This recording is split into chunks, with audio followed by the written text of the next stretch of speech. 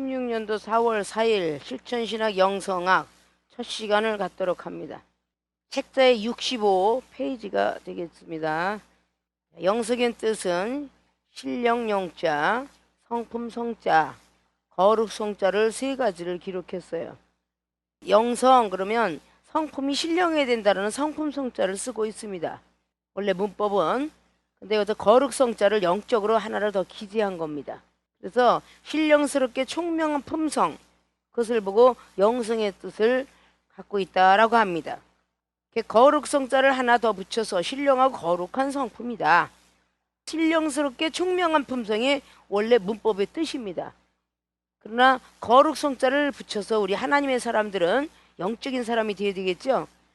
그래서 신령하고 거룩한 성품, 그것을 영성의 뜻으로 놓고 있습니다.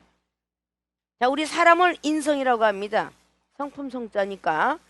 자, 사람 인자에서 인성, 사람의 성품을 가지고 있는데 이걸 전제에 독해상담 심리학에 나갔듯이 아담이가 받았던 영이 생영입니다. 생영이라는 건 살아있는 영이라는 뜻이죠. 그것이 바로 창세기 2장의 7절에 생명을 불어 넣어주니까 사람이 된지라 라고 성경은 기록합니다. 그래서 사람이 되는 것이죠. 그래서 인성이면 생명. 지금 초창기에 주님을 만나기 이전에 모든 사람에겐 생명이라는 걸 갖고 있어요. 영은 일단 말할 수 있는 것을 보고 영이라고 합니다. 사람에게는 말할 수 있는 주권을 주었어요. 원래는 아담과 하와를 창조하고 동물을 창조할 때 동물에게도 말하는 것을 주었다라고 볼 수가 있어요. 짐승이 무슨 말했냐 그러는데 말을 했다고 볼 수 있습니다. 뱀이 하와하고 말했고 민수기 22장에 발람이 당나귀하고 말을 했다라고 성경은 기록합니다.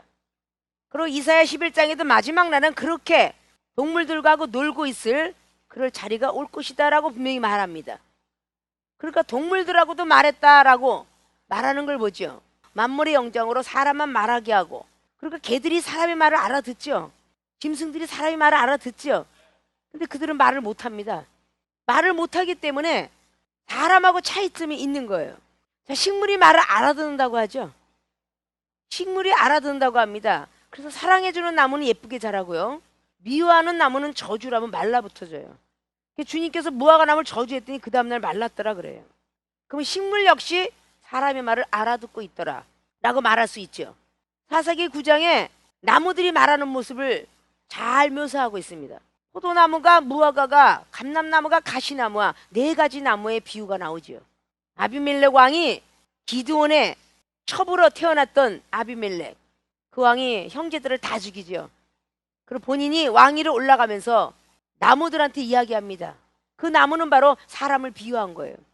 첫째 나무를 사람으로 비유한 게 요한복음 15장에 예수 그리스도세요. 예수님은 포도나무라고 합니다. 하나님은 농부라고 하십니다. 너희들은 가지라고 합니다.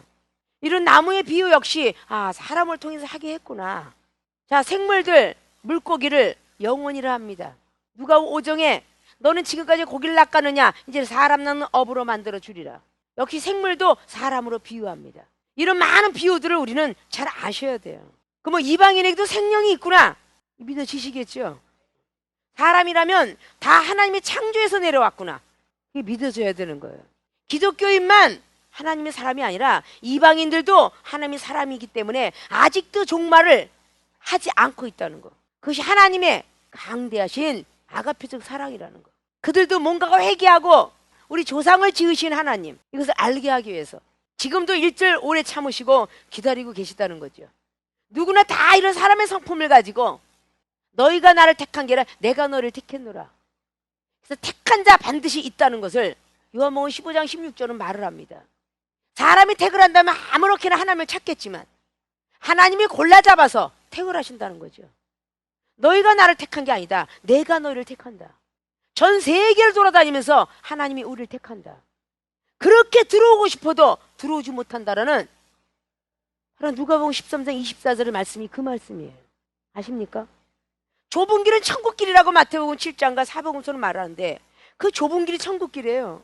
그래 그 좁은 길을 들어오고 싶어도 들어오지 못할 자가 있다라고 그래요.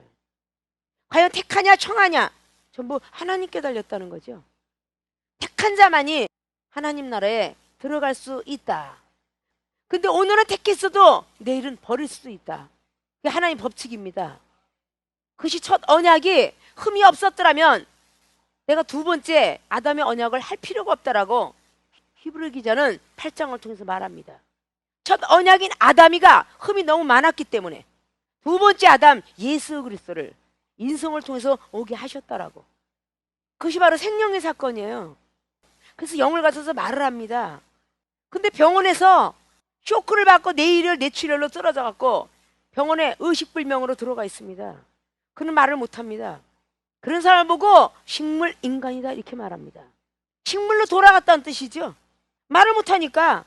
그러나 그는 사람의 말을 듣고 있는 동물과 식물과 생물들처럼 듣고 있다 그 말입니다. 뱃속에 있는 어린아이가 사람의 음성을 듣기 때문에 태교가 중요하다고 말하죠. 이시조선 때 어떤 이시 부인이 그렇게 말했다고 기록을 내려오고 있어요. 태교가 태어나서 10년을 양육하는 것보다 훨씬 좋다라고. 그래서 옛날에 여인네들은 10가지의 교훈을 지켰어야 됐어요. 비판하지 마라, 시기 질투하지 마라, 뭐 구설수에 오르지 마라, 쫙 해서 그 자녀가 아름답게 태어나야 되기 때문에 산모들에게 맛있는 거만 주는 게 아니라 예쁜 거, 부모님들이 사가도 아주 예쁜 거, 뼈다구가 있는 이런 거는 다 발라서, 하물며 생선 뼈다구도 잘못 먹을까요? 다 발라줍니다.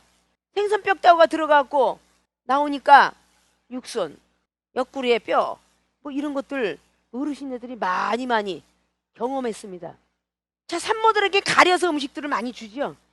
지금도 어르신네가 있는 그 밑에 며느리들 그렇게 가립니다. 좋은 것으로. 그리고 그림도 아름다운 거, 아름다운 생각만 해라. 성령의 사람은 하나님 말씀만 서로 왔다 하니까 믿는 자끼리 서로 융합을 할 수 있는 것을 원하고 있죠. 서로 막 싸울 때에 뱃속에서 아이는 듣는다는 뜻입니다. 그래서 그 어린아이에게는 좋은 소리, 그림도 계속 보는데 아이는 보고 있지 않지만 아름다운 그림 계속 그것만 보고 있다잖아요. 머리 좋고 착한 이런 사람들 나오게 하기 위해서. 전에도 한번 이야기한 적이 있을 거예요. 우리 모친 권사님이 95세가 되었으니까 그분이 색시 때 그 동네에 임신한 여자가 있어서 솔개가 와서 닭을 콱 잡아갖고 날아갔답니다. 그러니까 막 장대기 들고 막 쫓아가고 그러니까 그 솔개가 그 닭을 탁 떨어뜨렸는데 탁 떨어지자마자 탁 찢어지면서 창세기가 나왔대요. 창자가 솔개가 딱 안에서 그 닭이 탁 나왔는데 그때 옆에 있는 산모가 닭이 너무 먹고 싶어서 그 닭을 삶아서 줬답니다. 근데 나중에 아이가 나왔는데 창세기가 다 나와서 나왔대요. 실화예요, 실화. 그 정도로 산모들은 굉장히 중하게 여기면서 음식 조절도 했더라 그 말이에요. 자, 잉태하는 자가 화가 있으리니 라고 말했죠. 성령을 부여받은 사람들은 거듭나지 아니하면 화가 있다는 뜻입니다. 성령의 사람들은 조심스러운 소리와 조심스러운 보는 것과 말하는 것조차까지도 거룩한 사람이 되지 아니하면 절대 이 안에서 태어날 때에 악령을 받고 태어나는 거지 성령을 받고 태어나지 못합니다. 악한 것들이 역사한다 그 말이에요. 어린애가 잉태함처럼 그렇게 좋은 말만 들어야 되고 좋은 것만 파야 되고 구설수에 오르지 말고 비판과 판단하지 말 것이며 이것이 다 있어 성령이 안에서 태어나야 아주 거룩한 성품을 갖고 태어날 거예요. 젖먹인 자 화가 있으리니 주의 종들이 말씀을 먹이고 은사를 나눠주는 그런 모든 것들을 이야기합니다. 왜 젖을 먹이는 산모를 죽이려고 했을까요? 영적으로 우리는 풀어야 되겠죠.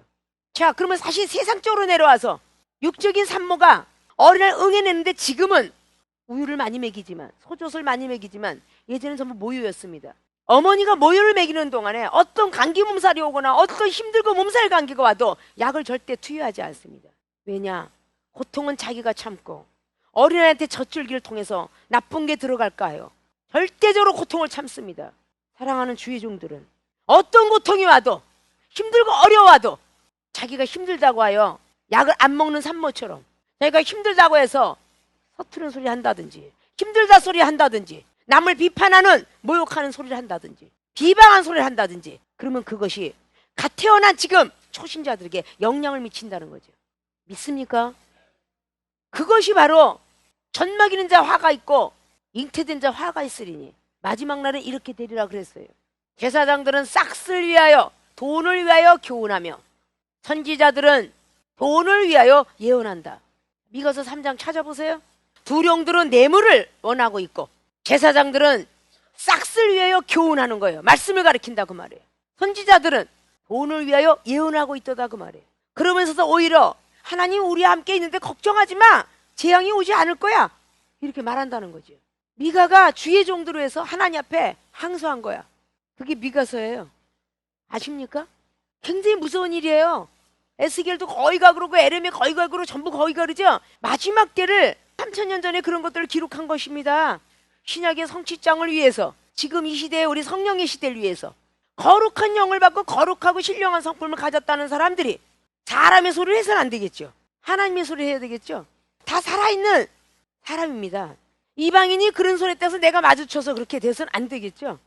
신령한 거룩한 성품을 갖기 위해서 하나님이 선택을 해가지고 그 인성이 생명을 받아서 이거로 화살표 영성이 되면 그때서 성령의 사람이라 한다. 그렇게 거룩하고 신령한 성품은 즉 성령을 받아야만 된다.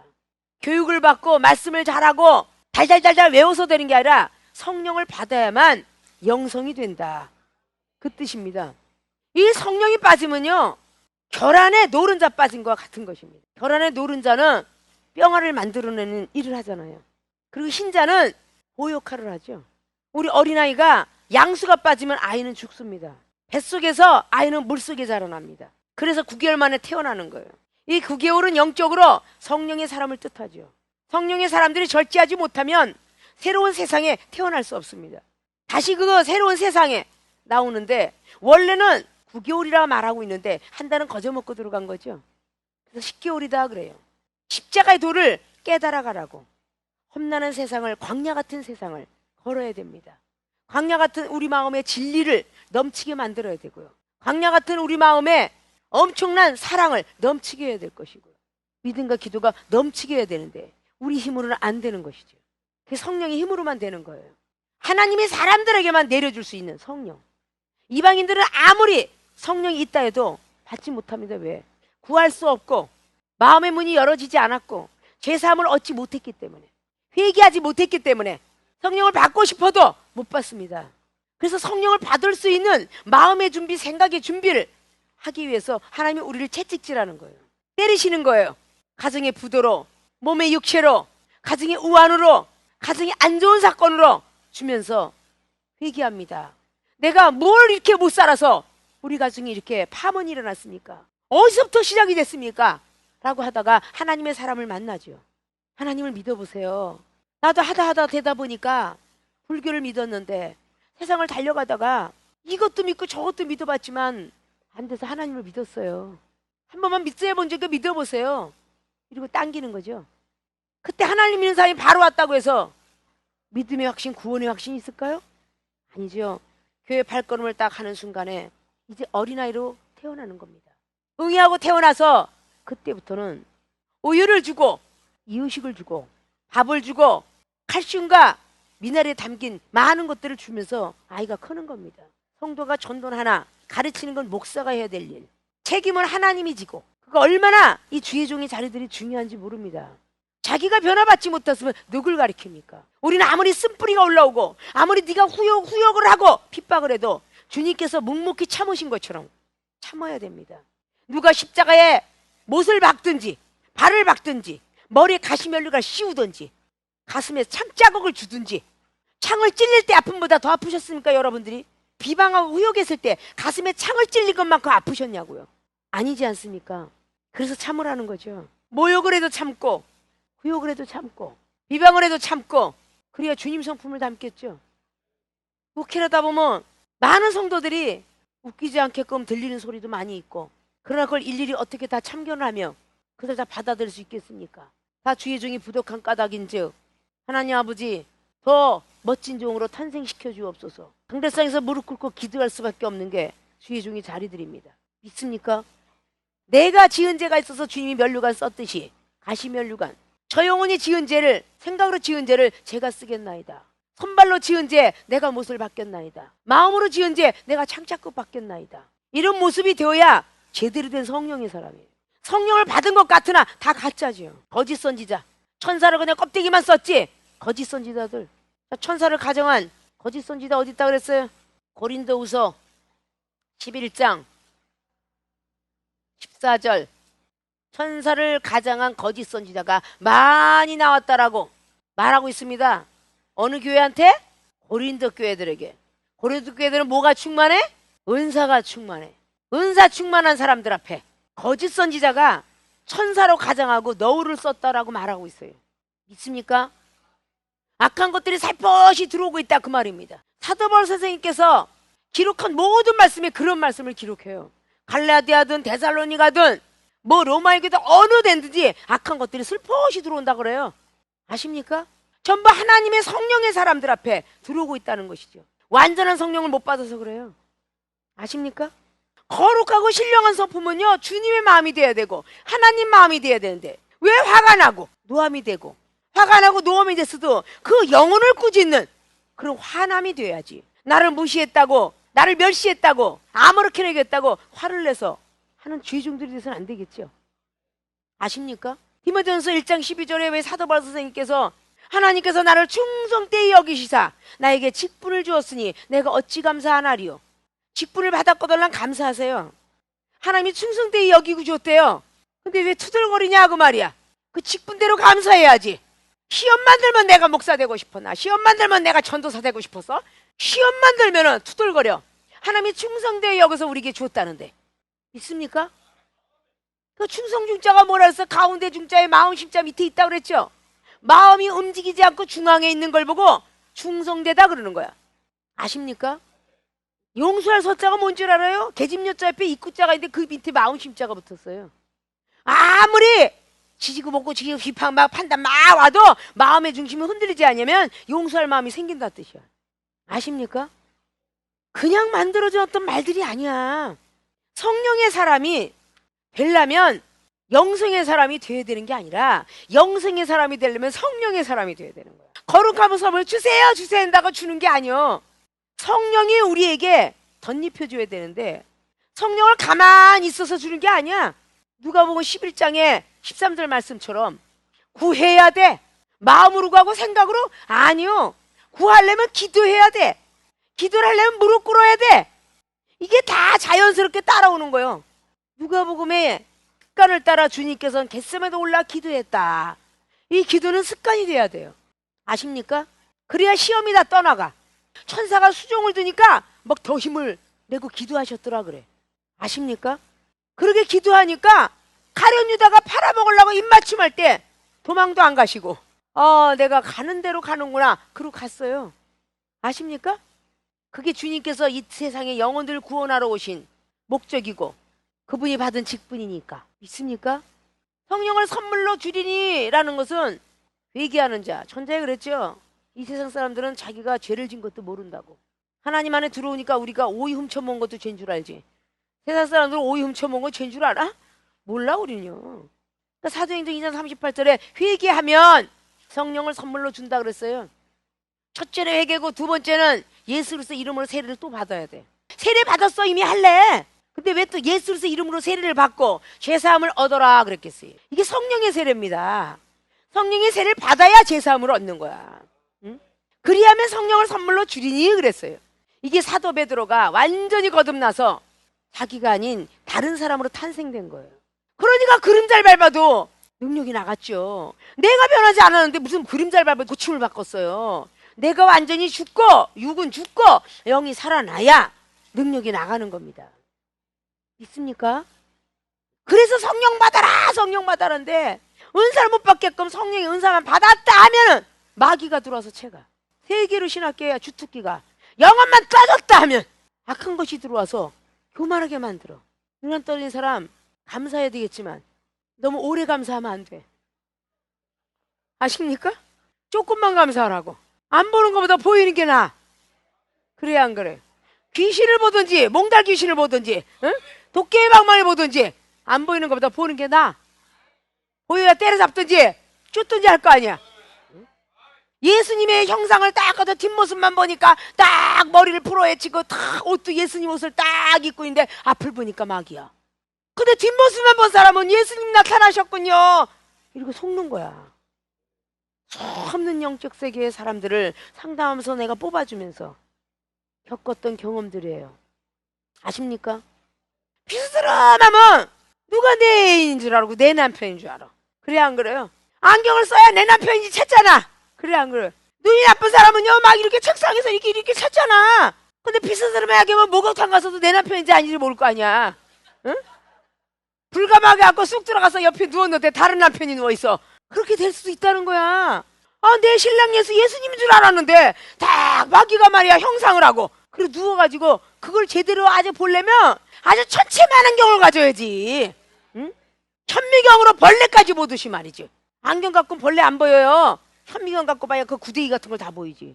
그 정도 영화는 떠줘야 될 거 아니에요? 자세하니 알아야 된다 그 말이야. 믿습니까? 성령의 사람이 돼야 돼. 그러면 저절로 거룩한 성품을 닮아가잖아. 얼마나 우리가 이 말씀 속에서 가져야 될 게 많은지요. 건성건성 그냥 지나가는 시간 속에서 전도사, 준목, 목사. 그래서 여기는 목사님이 되시고 교수님이 됐어도 이 중에 걸었던 경험에 발끝도 못 오니까 배우세요 그러는 거야. 이게 내게 아니고 하나님 거니까. 여러분이 받아두면 내게 되지 않아. 여러분 것 되지. 그래 안 그래요? 내가 달라고도 가져갈 수도 없어. 여러분 거니까. 시험에 승리하면 그런 게 되리라 라고 말했잖아요. 이렇게 성령의 사람이 되면 저절로 영성의 사람이 된다. 그러니까 이 성령론이 엄청 중요하죠. 성령에는 율법만 알아서는 안 되잖아요. 그러니까 세계로 신학교는 설교학 시험 때도 여러 번 막 시켜보고 갖고 나라 막 해보고 이렇게 좋은 학교가 어딨어. 어? 실제 체험을 하게 하는데. 그러니까 아니마고 배겨요 은사가? 그 은사가 임하면 교만해질까봐 지적을 해야 하잖아. 교만할까봐. 마귀가 뒤에 왔고 옆에 와 있는데 지적을 해야 하잖아. 깜짝 놀라야 마귀가 날 거 아니야. 자, 마태오 16장에 22절에 주님께서 이 사탄아 물러가라. 베드로를 보고 그랬어. 너는 왜 하나님 일을 생각 안 하고 사람 일을 생각하느냐. 근데 베드로가 벙쪘을 거 아니오. 아, 왜 천국 열쇠 받고 지금 주께서 어디 가시냐니까 내가 죽음에도 다 쫓아가겠나이다. 근데 왜 나만 갖고 그래? 이랬을 거 아니오. 사탄아 물러가라 그런 거 아니야. 그래 안 그래요? 내가 시험을 당했을 때 너희들 항상 쫓아다녔잖냐. 너희들 시험 들게 만들 때 내가 옆에서 도와줄게. 누가복음 22장 28절에서 34절까지 말이죠. 그렇게 말해야 안 해요? 믿습니까? 28장에 너희는 나의 모든 시험 중에 항상 나와 함께한 자들이라 그랬죠.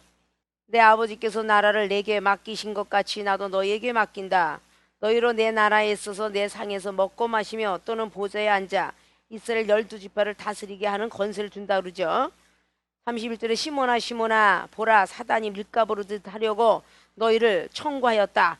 사단이가 계속 성공 열쇠 받아진 사람에게 시험으로 달려온다는 거죠. 그러나 내가 너를 위하여 예수님께서 기도하지요. 내 믿음이 떨어지지 않기를. 믿음이 떨어지면 사탄이가 들어온다는 거죠. 기도하였노니 너는 돌이킨 후에 내 형제를 굳게 해줘라. 그랬더니 사도 베드로가 주여 내가 주와 함께 오게도 죽는데도 가기를 준비하였나이다. 그랬더니 베드로야 내가 내게 말하는 오늘 닭 울기 전에 내가 3번 나를 모른다고 부인하리라 하시니라. 분명 하나님의 소리를 했는데도 이랬죠. 자, 주님께서 시험을 당할 때 너들도 같이 있지 않았느냐 라고 말했다는 거죠. 그 시험을 통과한 사람에겐 나라도 맡기고 권세도 준다 그러죠. 근데 조심해야 될 것은 사탄이가 계속 청구서를 내민다 그랬죠. 하나님 나라에 쓰러뜨리게 하려고 청구서를 내민다 그랬어. 그러니까 나는 죽어도 주님을 배신하지 않겠습니다. 오게도 가고 죽는 그날까지 가겠습니다. 그런데 주님은 아직도 그 말이 헛소리로 들린 거잖아요. 신명을 파악한 거잖아요. 그래 안 그래요? 거짓말하지 마라. 오늘 닭이 울기 전에 너는 나를 3번 부인할 것이다 라고 말하죠.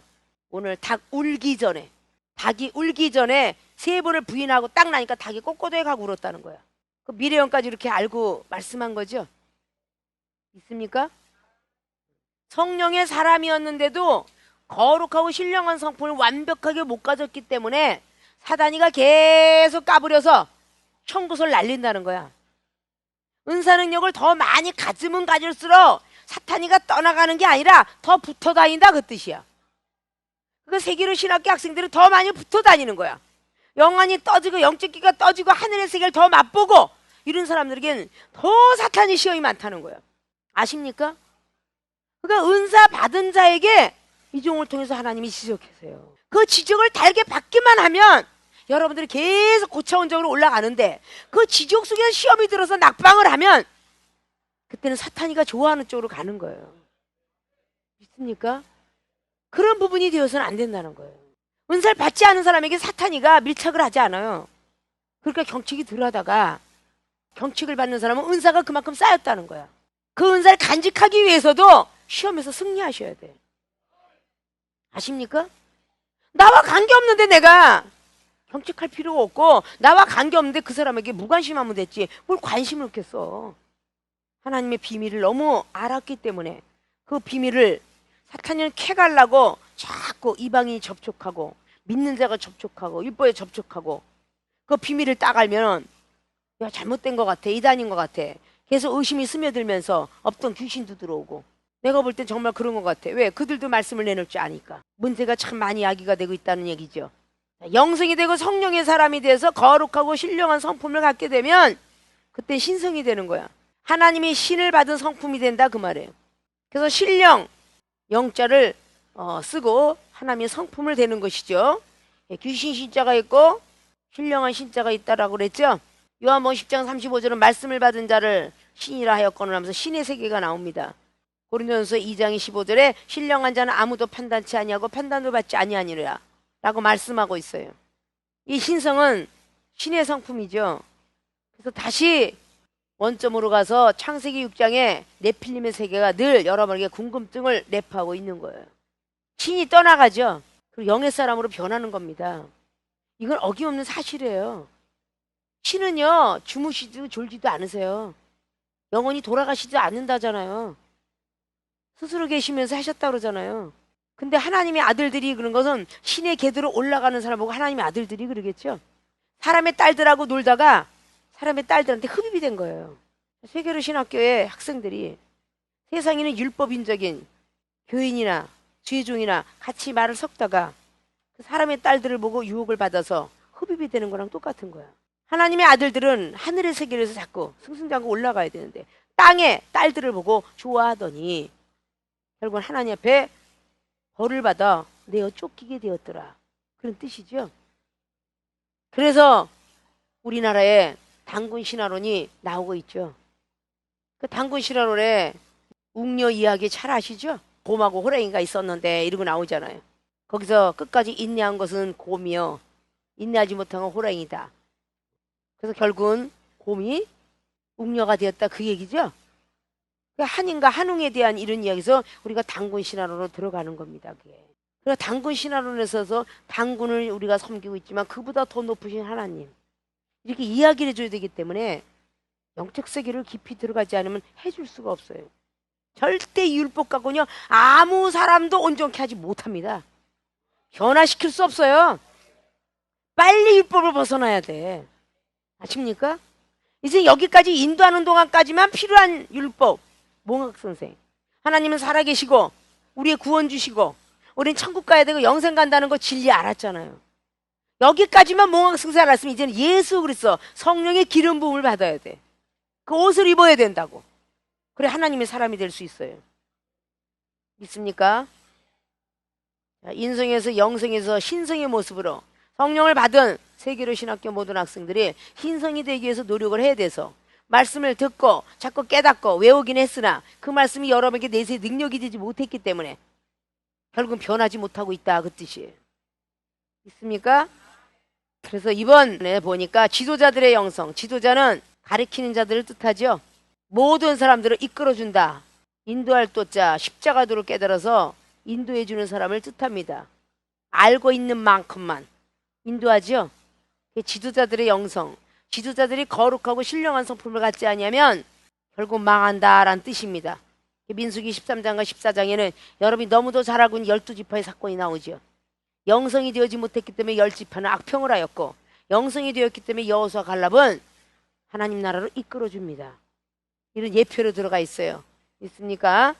다음 시간에는 이렇게 본론으로 들어가서 지도자들의 영성에 대해서 우리가 다시 한번 배워보도록 하고 더욱 성령을 부여받아 거룩한 성품을 부여받아서 여러분을 따라오는 모든 사람들을 거룩한 영을 받게끔 인도하는 종들이 되어지길 주님 이름으로 부탁의 말씀을 드립니다.